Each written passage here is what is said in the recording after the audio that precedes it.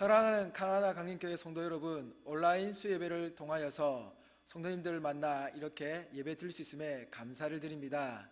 오늘 함께 보실 말씀 먼저 보도록 하겠습니다. 오늘은 출애굽기 3장 18절 말씀을 함께 나누도록 하겠습니다. 이 시간 같이 함께 한 목소리로 읽도록 하겠습니다. 함께 읽겠습니다. 그들이 내 말을 들으리니 너는 그들의 장로들과 함께 애굽 왕에게 이르기를 히브리 사람의 하나님 여호와께서 우리에게 임하셨은즉 우리가 우리 하나님 여호와께 제사를 드리려 하오니 사흘길쯤 강야로 가도록 허락하소서 하라. 아멘. 오늘 이 말씀을 통하여서 우리는 구약개론 두 번째 시간 예배라는 주제를 가지고 함께 말씀을 나누고자 합니다. 오늘 이 예배라는 말씀을 통해 나갈 때에 하나님께서 우리에게 귀한 은혜 내려주실 줄 믿습니다. 그런 말씀을 시작하기 전에 먼저 지난주에 지나왔던 시간들을 잠깐만 복습하고 넘어가도록 하겠습니다. 간단하게 우리가 구약 성경이 어떻게 나누어져 있는지를 살펴보면 지난 시간에 말씀드린 대로 구약 성경은 역사서 17권, 그리고 시가서 5권, 그리고 선지서 17권으로 나누어져 있다라고 말씀을 드렸습니다. 그 중에 특별히 우리는 역사서를 지금 보고 있는데 이 역사서 중에서도 특별히 모세오경, 율법서 5권을 지난 시간에 이어서 오늘까지 살펴보려고 합니다. 그래서 12권의 역사서 가운데에 가장 먼저 시작되는 이 모세오경, 이 율법서 5권, 창세기부터 신명기까지의 말씀을 통하여 나눌 텐데, 지난주에 우리는 창세기를 살펴볼 때에 시작이라는 주제로 우리 신앙의 토대라는 이 말씀 속에서 우리가 살펴보았습니다. 그래서 창세기가 우리 신앙의 토대가 되는 시작임을 알리며 우리는 창조와 타락 그리고 하나님의 놀라운 은혜로 끊어진 관계가 다시금 회복되어지는 놀라운 일들을 경험하는 장면들을 목격하였습니다.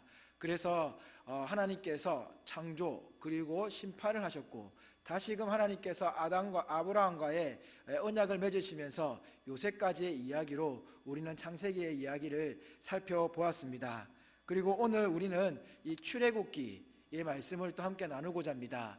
그래서 언약을 따라 이루어지는 구원, 그리고 레위기서를 통하여서는 거룩한 삶을 위한 안내서, 그리고 민수기서를 통하여서는 약속의 땅을 향해 나아가는 여정, 신명기서를 통해서는 재확인된 언약이라는 이런 큰 주제를 가지고 함께 말씀을 살펴보려고 합니다.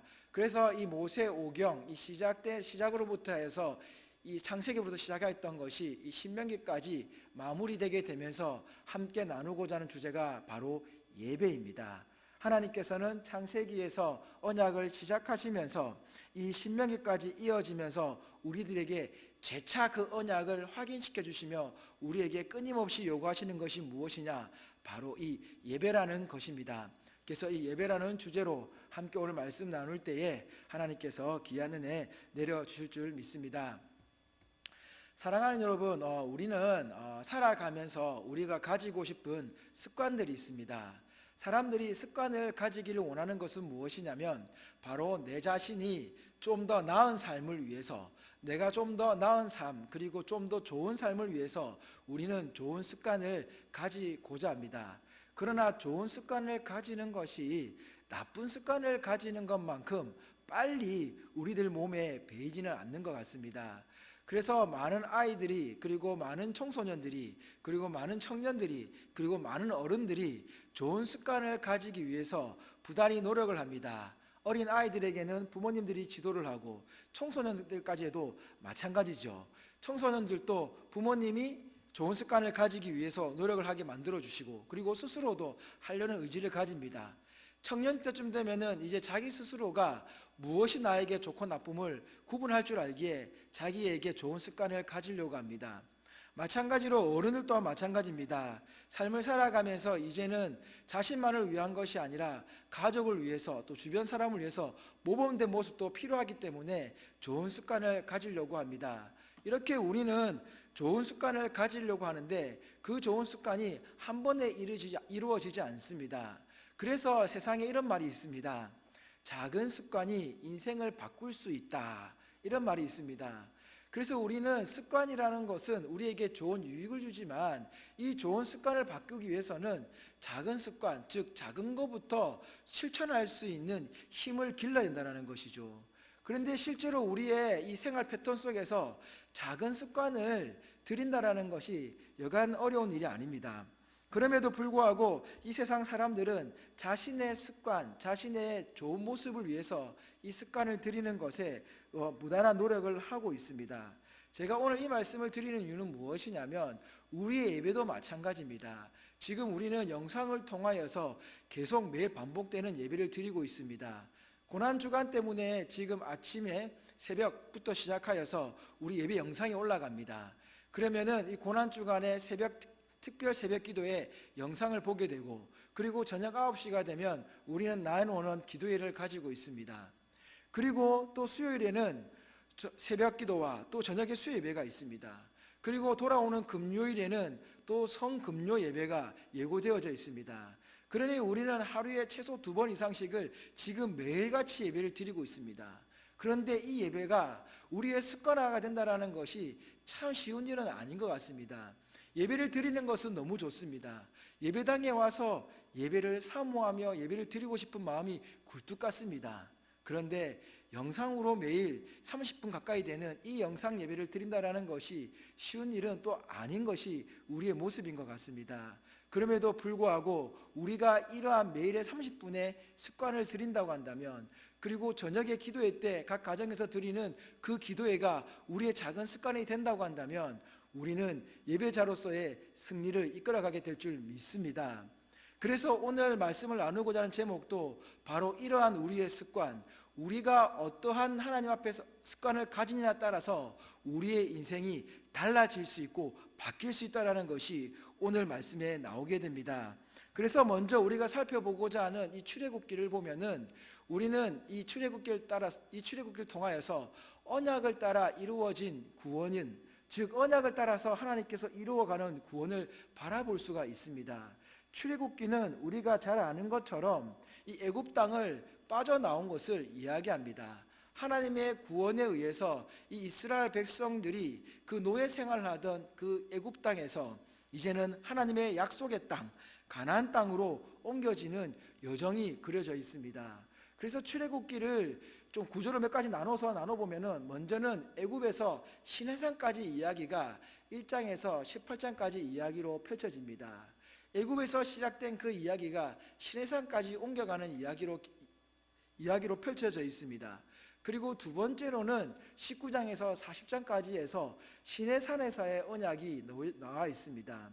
그래서 그 시내산에서는 하나님께서 십계명을 통하여서 또 우리를 위한 율법을 위하여서, 그리고 하나님께 예배드릴 수 있는 이 성막을 통하여서 우리들에게 말씀해 주고 있습니다.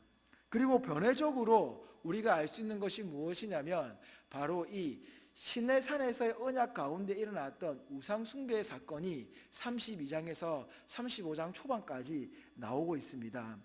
이 이야기는 결국 무엇이냐면 하나님께서 이 이스라엘 백성들을 어떻게 구원해내셨는지를 잘 나타내고 있는 것이 이 출애굽기의 말씀입니다. 그리고 그 구원으로 끝난 것이 아니라 그 구원의 목적이 무엇이었는지가 잘 나타나는 것이 이 출애굽기 내용입니다. 그래서 출애굽기를 구약 성경의 가장 위대한 구속사가 기록되어져 있다라고도 신학자들은 이야기를 합니다. 사랑하는 성도 여러분, 우리는 사실 출애굽기 서에 대해서 이야기를 잘 알고 있습니다. 그래서 우리는 출애굽기를 생각할 때에 떠오르는 인물이 있죠. 바로 화면에서 보시는 것처럼 모세라는 인물입니다. 이 장면은 영화 십계에서 나왔던 한 장면인데, 이 십계에 나왔던 이 모세를 바라볼 때에 우리는 정말 이 장면을 기억할 때는 굉장히 모세가 멋있는 사람으로 기억되어져 있습니다. 하지만 모세는 이 장면이 연출되기까지 하나님 앞에서 얼마나 많은 일을 겪었는지 모릅니다. 하나님 앞 말씀 앞에 순종하겠다라고 했지만 순종하지 못했던 그의 모습. 그래서 하나님께서 이스라엘 백성들을 구원해 내시겠다고 했을 때에, 가라고 하셨을 때에 가지 않겠다라고 버텼던 사람이 이 모세였습니다. 그런데 이 모세가 어떤 사람이었습니까? 바로 이집트 왕궁에서 왕자로 자라났던 사람이었습니다. 그리고 그 왕궁에서 이스라엘 백성들을 위하여서, 그 히브리 민족을 위하여서 힘을 쓰다 그만 그것을 도망쳐 나왔던 사람이 이 모세였습니다. 그런 그에게 하나님이 이스라엘 백성을 구원해낼 지도자로서 선택을 하였는데 그 선택에 자신은 해당되지 않는다라고 생각했던 사람이 이 모세였습니다. 그러나 하나님께서는 이 모세를 통하여서 이스라엘의 놀라운 위대한 일을 펼치십니다. 그래서 애굽 땅에서 10가지 재앙을 통하여서 그 바로 왕의 마음을 돌이키게 만드셔서 그들을 이스라엘 애굽 땅에서 이 가나안 땅으로 옮겨가는 이 광야까지 이끌어내시는 역사가 이 출애굽기에 담겨져 있습니다. 그렇게 이 모세는 하나님의 말씀에 순종하여서 그 이스라엘 백성들 앞에서 하나님의 위대하심을 보이며 더 나아가 그 위대했던 애굽 백성들 앞에서도 하나님의 위대한 능력을, 그 기적을 보여주게 만듭니다. 그러면서 그들은 출애굽하게 되고 그리고 이스라엘은 광야로 나오게 됩니다. 하지만 멀지 않은 곳에서 홍해를 만나게 되죠. 그 홍해 앞에서 어떻게 합니까? 이 모세가 조금 전 사진을 보았던 것처럼 이 바다를 향해 그의 지팡이를 가리킬 때에 어떻게 됩니까? 하나님께서 그 홍해길을 열어주십니다. 그리고 그들을 이끌어내십니다. 그리고 난 뒤에 이 시내산에 도착하기 직전까지가 바로 우리가 조금 전에 잠깐 구절을 나누었던 18장까지의 내용이었습니다. 하나님은 이렇게 하나님께서 하나님 되심을 세상에 알리셨습니다.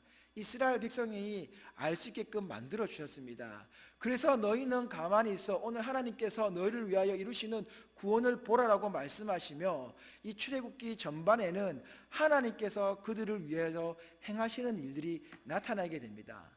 그리고 난 뒤에 이제 19장에 가면은 그때는 하나님이 이 하나님의 하나님 되심을 나타내고 나신 뒤에 이스라엘 백성들에게 하나님의 말씀, 하나님의 율법을 전달하시게 됩니다. 그의 대표적인 것이 먼저 십계명이라고 우리는 말씀드릴 수 있습니다. 그래서 이 십계명을 통하여서 하나님께서는 이스라엘 백성들이 하나님의 백성으로서 어떻게 살아가야 되는지에 대한 기본적인 계명을 허락하여 주셨습니다. 중요한 것은 하나님께서 이 계명을 허락하셨다라는 것은 이 계명을 못 지키면 너희는 죽을 거야 라고 해서 이 계명을 주신 게 아니라는 겁니다.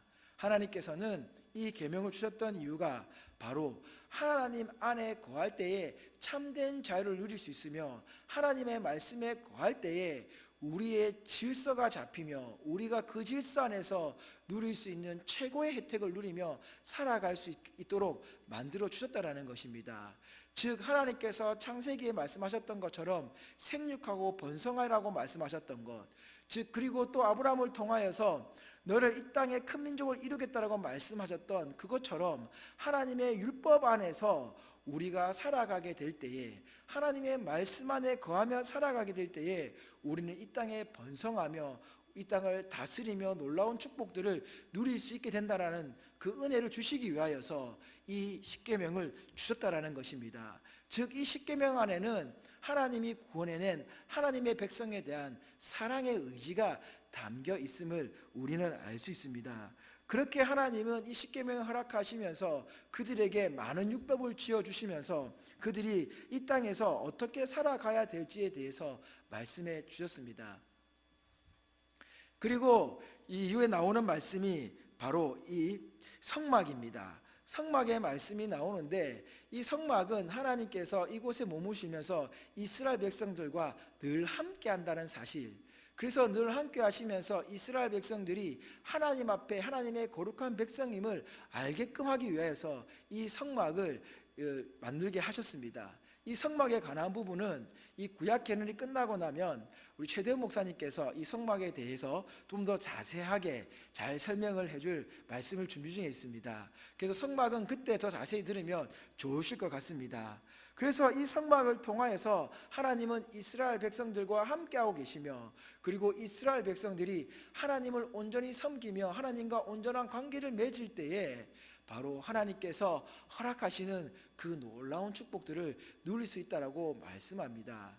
즉 우리가 오늘 말씀을 읽었던 것처럼 우리가 이 출애굽기 3장 18절 말씀에서 읽었던 것처럼 하나님께서 이스라엘 백성들을 구원해 내시겠다라고 하며 바로 앞에 외쳤던 그 말씀, 우리 하나님 여호와께 제사를 드리겠다라는 그 말씀처럼 이 제사를 드린다라는 것, 예배를 드린다라는 것은 하나님이 우리와 늘 동행하시며 우리가 하나님의 자녀로서 하나님의 놀라운 축복을 누리고 있다라는 것을 깨닫게 하시기 위함이며 그것을 붙들며 살아야 된다는 것을 말씀해 주기 위함이었습니다. 그래서 무엇입니까? 출애굽기를 통하여서 하나님께서 구속의 역사를 보여주시는 것은 바로 우리가 하나님과 연결된 이 예배를 통하여서 우리가 하나님께서 어떻게 우리를 구원해 내셨는지, 어떻게 은혜를 베풀고 계시는지에 대해서 깨닫게 되는 놀라움이 있다라는 것입니다. 그래서 우리가 매일 지금 드리고 있는 이 영상 예배를 통하여서 이 작은 시간이지만, 이 24시간 중에 짧은 시간이지만 이 예배가 우리의 습관이 될 때에 하나님께서 우리에게 놀라운 은혜를 부어 주실 줄 믿습니다. 그리고 다음에 나오는 게 레위기 말씀입니다. 이 레위기 말씀을 보면은 우리는 어떻습니까? 항상 자주 듣는 이야기라고 생각됩니다. 우리가 한 해를 시작할 때에 성경을 일독을 하겠다라는 다짐을 합니다. 그리고 성경을 열심히 읽어 나갑니다. 하지만 우리는 이 출애굽기 20장을 넘어가면서부터 이제 조금씩 힘들어지기 시작합니다. 10계명까지는 그나마 읽을 만합니다. 그러나 주어지는 하나하나 율법에서 우리는 막히기 시작합니다. 그러다가 이제 32장의 뒤로 나오는 그 우상을 섬겼던 금송아지 사건을 만나면서 우리는 조금 더 다시 이 성경책 읽을 만한 마음, 이 흥미로운 챕터를 읽게 됩니다. 하지만 그것이 끝나고 나면은 다시 성막으로 와서 한참으로 이야기 어려운 부분이 나옵니다. 그러다가 이 레위기서를 만나면 우리는 몇 장 나가지 못해 어떻게 됩니까? 바로 이렇게 되어져 버립니다. 즉 잠을 잔다는 얘기죠. 성경 뒤에 많은 책들이 있지만 우리는 그 책들을 뒤로 한 채 그냥 이렇게 매일 읽다가 잠이 들 때가 참 많습니다. 물론 제가 농담으로 드리는 말씀입니다. 예전에 그냥 농담으로 우리 사역자들끼리 했던 얘기가 잠이 올 때는 레위기서를 읽어야 된다라는 그런 농담도 주고받긴 했습니다. 하지만 레위기서는 우리가 볼 때에 조금 다소 어렵고 그리고 이해하기 힘들고 때로는 너무나 잔인해 보이는, 특히나 지금 이 캐나다를 살아가고 있는 우리들에게는 이 짐승을 잡는 이런 모습들은 굉장히 잔인하게 느껴질 수도 있을 것 같습니다. 그러한 가운데서도 이 레위기서는 우리들에게 너무나 중요한 말씀을 전달해 주고 있는데 그것은 바로 거룩한 삶을 살아갈 수 있는 방법들을 우리에게 안내해 주고 있다는 것입니다. 그래서 레위기서는 많은 사람들이 구약에서 굉장히 중요한 말씀이다라고 이야기를 합니다. 예배를 우리가 제대로 알기 위해서, 그리고 하나님을 제대로 알기 위해서는 이 레위기서를 꼭 알아야 된다라는 그런 말들이 있습니다.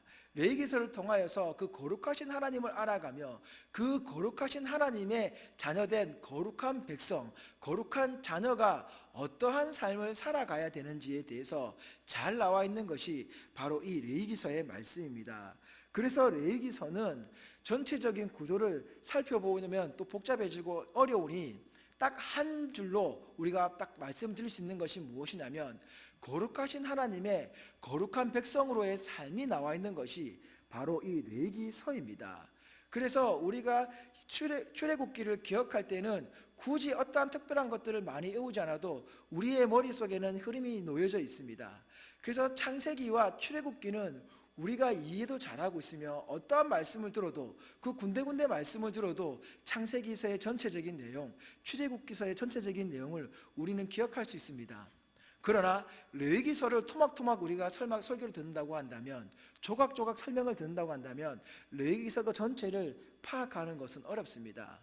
그래서 이 구약개론 시간을 통하여서 이 레위기서의 설교를 들을 때 우리의 머릿속에 가지고 있어야 되는 것이 무엇이냐면 바로 거룩하신 하나님의 거룩한 백성으로의 삶에 대해서 우리는 생각하면 된다는 것입니다. 그래서 우리가 레위기서를 통해서 알 수 있는 것은 바로 5개의 제사와 그리고 7가지의 절기가 나온다는 것이죠. 여러 가지 이야기가 많이 나오지만 대표적으로 우리가 생각해 볼 수 있는 것이 바로 5개의 제사, 5가지의 제사와 7번의 절기가 나옵니다. 즉 이 5가지의 제사와 7번의 절기라는 것은 무엇이냐면 하나님 앞에서 거룩한 삶을 그 거룩하신 하나님 앞에 우리가 어떻게 거룩한 모습으로 나아갈 수 있는지, 그리고 우리가 그 거룩하신 하나님의 은혜를 입으며 그 거룩한 하나님의 백성으로 어떻게 살아가야 되는지에 대해서 나와 있는 것이 이 5가지의 제사와 7번의 절기라는 것입니다. 그래서 번제, 소제, 화목제, 속건제, 속제제, 속건제가 나오고, 유월절, 그리고 무교절, 초실절, 칠칠절, 나팔절, 그리고 속죄일, 초막절이 나오게 됩니다. 이 5번의 제사는 우리가 하나님 앞에 나아가는 거룩한 제사를 드린다라는 것을 의미하고 있습니다. 그래서 번제를 통하여서 우리는 무엇을 알 수 있냐면은 하나님 앞에 온전히 모든 것을 태워드리며 나의 죄를 하나님 앞에 사함받습니다. 그래서 속죄의 의미가 이 번제도 들어가 있습니다. 그리고 내가 하나님 앞에 헌신하겠다라는, 예배자로서의 헌신하겠다라는, 하나님의 자녀로서 거룩한 백성으로서 섬기겠다라는 이 헌신이 들어가 있습니다. 그래서 우리 하나님의 온전하신 그 뜻에 순종하였던 예수 그리스도가 온전히 자신을 희생했던 그 모습이 그려지는 것이 바로 이 번제입니다. 그리고 이 소제는 유일하게 동물을 잡지 않는 제사입니다. 곡식을 드리는 것인데, 하나님 앞에 우리가 은혜를 받아서 노동을 하여서, 그래서 곡식을 거두어서 우리가 거둬들인 그 수확에 대한 감사로서, 그리고 하나님 앞에 드리게 되는 것입니다. 그리고 자신의 거둬들인 수확을 하나님께서 말씀하시는 것처럼 레위인들에게 바쳐지는, 드려지는, 일을 하지 않았던, 하나님의 성막을 지키며 하나님의 일을 하였던 그 레위인들에게 바쳐지는 예물이 이 속에 들어가 있습니다. 그리고 화목제는 무엇이냐면 자신이 자원하여 드리는 제인데, 하나님과의 관계가 회복되어지며 하나님과의 평화로운 관계를 위해서 우리가 드려지는 제물이 바로 이 화목제물입니다. 그래서 이 화목제물을 통하여서는 예수 그리스도가 우리의 화목제물 되심을 나타내고 있습니다. 하나님과의 관계를 온전히 유지시키기 위하여서 우리가 드려지는 것, 그리고 하나님과의 관계에 대한 감사가 드려지는 것이 이 화목제입니다. 그리고 조금 전에 설명을 잠깐 빠졌는데, 이 소제는 바로 이 예수 그리스도의 죄 없으심, 예수 그리스도의 순결하심이 들어있는 그러한 제사입니다. 그리고 이 속죄제는 무엇이냐면, 바로 속죄제와 속건제가 좀 많이 헷갈리시는데, 속죄제는 우리가 하나님 앞에 지은 죄를 회개하는 제사를 말합니다. 속건제는 우리가 인간들에게 잘못한 죄들을 말하는 것입니다. 크게 설명드리면 그렇습니다. 그리고 또 속죄제의 특징은 우리가 갚을 수 없는 것, 물질로나 다른 형태로 모양으로 갚을 수 없는 죄들을 회개하는 것이 속죄제입니다. 그리고 속건제는 우리가 갚을 수 있는 것, 표현하면서 갚을 수 있는 것들이 들어가 있는 제사가 속건제 제사입니다. 그래서 우리의 죄를 대신 지신 예수 그리스도가 그리지는 것이 바로 속죄제입니다. 그리고 우리의 죄를 대신하여 취벌하여 내신 예수 그리스도, 우리의 죄를 대신 지신 예수 그리스도는 속죄제를 통하여 알 수 있고, 그리고 우리의 죄의 대가를 지불하신 그 대속죄 대신 예수 그리스도가 나타나는 것이 이 속건제 제사를 우리가 표현하고 있습니다. 이렇게 이 5가지 제사를 통하여서 우리는 하나님 앞에 이 거룩한 백성으로 나가야 된다는 것, 즉 거룩하신 하나님 앞에 우리가 어떠한 모습으로 나가야 되는지가 나오게 됩니다. 그리고 중요한 것은 우리가 어떠한 모습을 나가든지 간에 하나님 앞에 그냥 나가는 것이 아니라, 이 짐승을 잡고 곡식을 드린다라는 것은 우리가 가장 깨끗한 모습으로 우리의 죄를 용서해달라는 의미가 다 담겨져 있으며, 우리가 가장 깨끗한 모습으로 하나님 앞에 나가야 된다는 것, 즉 구별되어 나가야 된다는 것을 말씀해 주고 있습니다. 그리고 7가지 절기로는 하나하나씩 지금 시간을 다 설명을 드릴 수는 없지만, 이 7가지 절기를 통하여서 공통적으로 나오면 우리가 알 수 있는 것이 무엇이냐면, 하나님 앞에 우리가 하나님의 백성으로서 이렇게 살고 있다라는 것에 대한 감사가 들어가 있어야 된다는 것입니다. 그래서 6월절부터 초막절까지 이르는 모든 절기를 통하여서 우리는 하나님 앞에 하나님과 동행하는 삶을 살아가고 있음을 이야기하고 있는 것입니다. 그래서 각 절기를 통하여서 하나님 앞에 우리가 하나님의 백성이라는 것을 인지하게 되며, 그리고 우리가 거룩한 삶으로서 하나님께 예배드리는 삶으로 살고 있다는 것을 나타내고 있습니다. 그래서 이스라엘 백성들은 자신의 구원자 대신 예수 하나님, 우리를 구원해내시며 우리가 이 땅 가운데서 풍요롭게 우리가 이 땅을 누리며 살 수 있게끔 만들어 주신 분이 하나님이라는 사실을 잊지 않고 드려지는 절기가 바로 이 7가지 절기라는 것입니다. 그렇게 레위기서를 통하여서 우리는 하나님께서 우리를 어떻게 인도하셨고 우리가 어떻게 하나님과 동행할 수 있는지에 대해서 말씀해 주고 있습니다. 즉 레위기서를 통해서도 우리는 무엇을 알 수 있습니까? 바로 거룩하신 하나님 앞에 우리가 거룩한 예배자로 서야 한다는 것을 말씀해 주고 있습니다.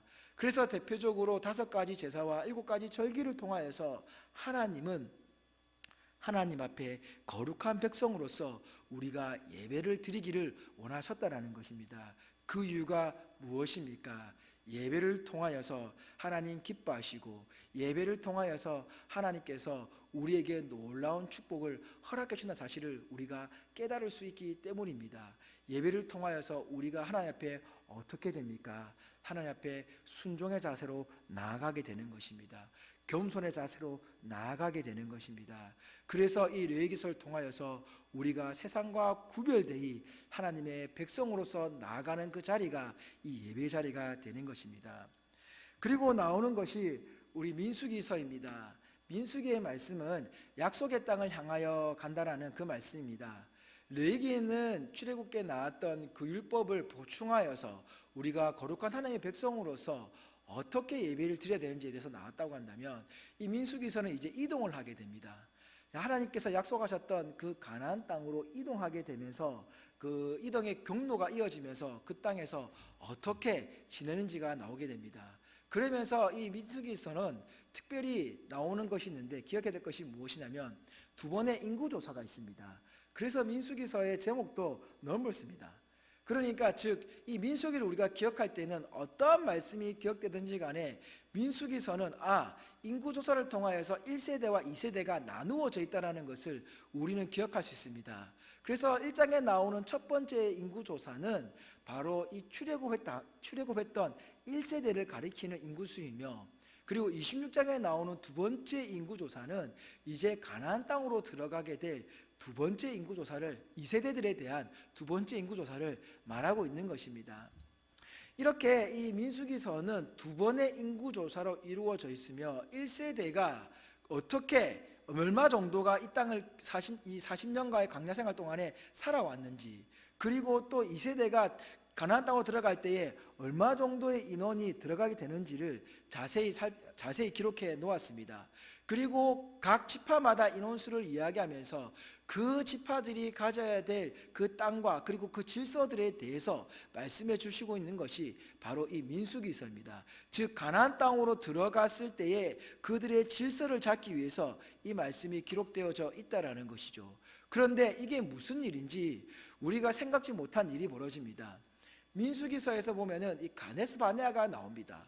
가데스 바네아의 정탐꾼들이 나오는데 우리가 잘 알고 있는 것처럼 민수기 13장에 나오는 이 가데스 바네아 사건이 아주 큰 학언이 됩니다. 그래서 이 이스라엘 백성들이 40년의 광야 생활 중 38년 정도 되는 시간을 이 가데스 바네아에서 이 사건으로 인하여서 지내게 되는 장면입니다. 사랑하는 성도 여러분, 이 민수기를 그래서 우리가 기억할 때 군데군데 조각난 이야기를 들을 때 우리가 생각해낼 수 있는 것이 무엇이냐면 바로 이 2번의 인구조사, 분명히 하나님께서 인구조사를 하셨다는 것은 가나안 땅에 들어가기 위해서 이제 질서를 잡기 위한 준비였음에도 불구하고 그들이 그 가나안 땅, 그들이 들어가야 될 땅을 보러 갔을 때에 가데스 바네아에서 12정탐꾼이 들어가고 돌아왔을 때에 어떠한 일이 벌어졌습니까? 그 중에 10명이 바로 이 젖과 꿀이 흐르는 가나안 땅을 좋은 땅이라는 것을 인정하였지만 우리가 결코 차지할 수 없는 땅이라는 부정적인 의견을 내놓았습니다. 그래서 첫 번째 인구조사에 들어갔던 그 인구수들이 그 가나안 땅에 들어갈 수 없는 그런 안타까운 현실이 나오는 것이 이 가데스 바네아 사건입니다. 하지만 또 반대로 이 2명의 정탐꾼, 우리가 잘 알고 있는 여호수아와 이 갈렙에 의해서는 어떻습니까? 하나님께서 우리와 함께 하시니 우리가 능치 못할 일이 없다. 우리가 가서 정복하면 된다라고 이야기를 하였습니다. 그래서 이 이스라엘 백성들은 10명의 정탐꾼의 말을 들었기 때문에 1차 인구조사했던 그 가나안 땅에 들어갈 거라고 인구조사하며 질서를 만들었던 그들은 가지 못하고, 그래서 26장, 23장을 뛰어넘어서 26장에 가서 새롭게 다시 한 번 더 인구조사를 하게 되는 것이죠. 그래서 그때 나왔던 그 인구조사, 그 결과대로 다시금 질서를 잡아서 어떻게 됩니까? 가나안 땅으로 들어가게 되는 장면입니다.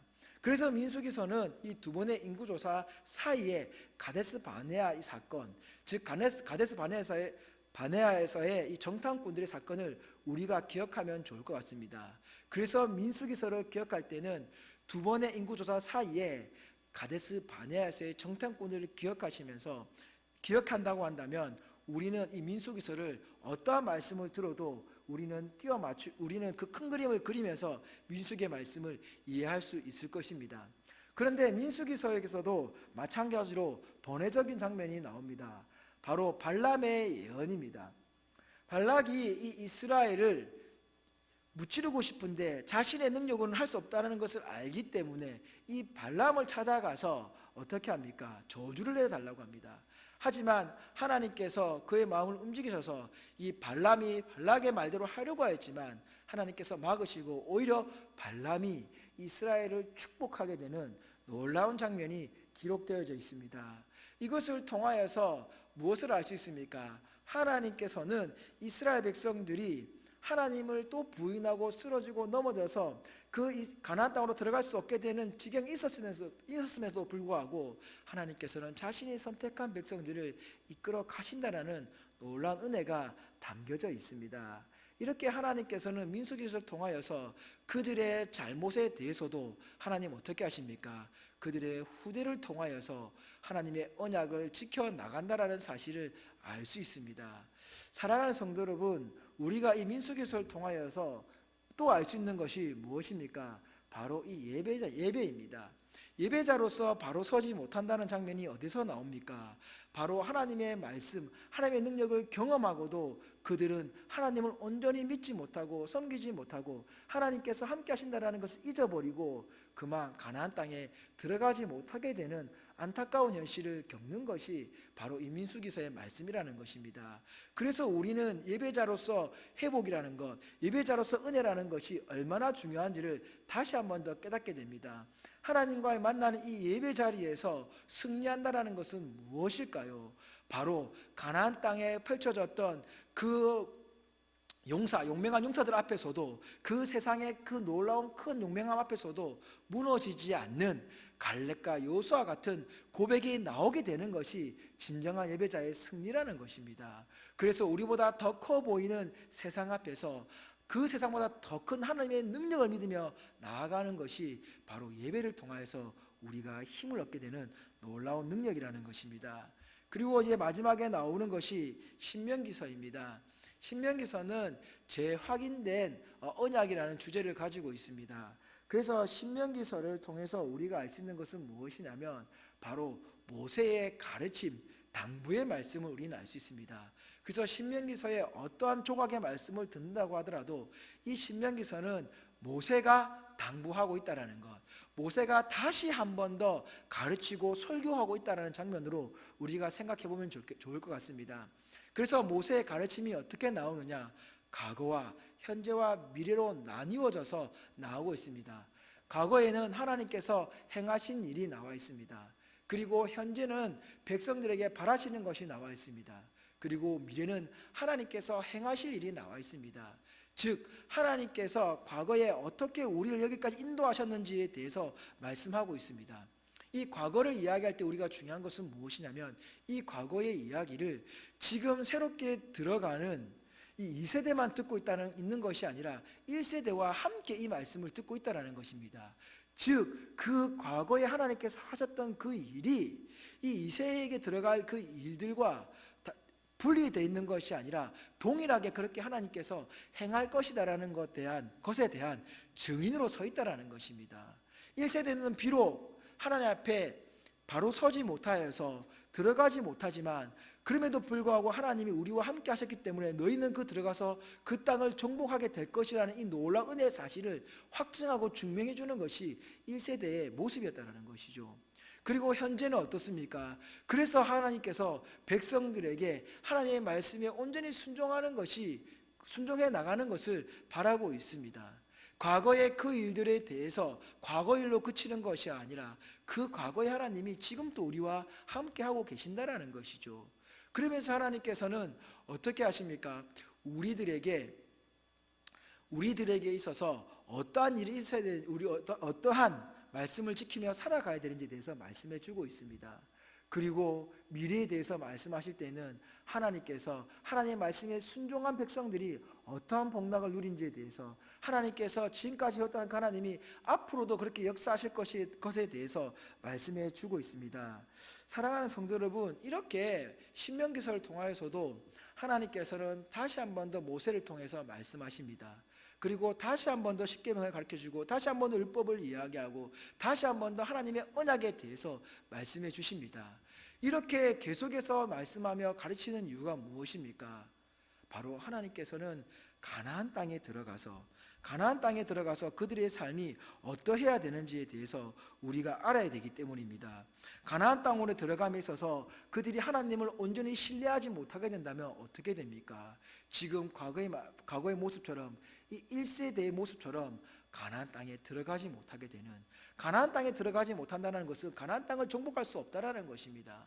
그러나 2세대가 이 가나안 땅에 들어갈 때에 1세대 같은 모습을 배운다면 어떻게 되겠습니까? 그 땅을 정복하지 못하게 된다는 겁니다. 그래서 이 2세대들에게 1세대를 비추어 같이 지금 이야기를 하고 계셔주고 계십니다. 그리고 하나님께서 또 이렇게 미래에 대한 말씀을 하는 이유는 무엇입니까? 그들의 지금의 삶이 끊임없이 하나님께로 나아가는 변화된 삶으로 나아가기 위해서입니다. 우리가 하나님을 믿기 때문에 더 이상의 변화가 없는 것이 아니라 하나님을 믿고 있기 때문에 우리는 날마다 거룩하신 하나님 앞에 날마다 변화되는 삶을 살아가는 겁니다. 우리가 변화되는 삶을 추구하지 않으면 우리의 모습은 변질되어지게 되어 있습니다. 마귀는 우리를 변질시킵니다. 그러나 하나님은 우리를 변화시킨다는 사실을 잊지 않고 살아가야 한다는 것이 이 신명기서의 말씀입니다.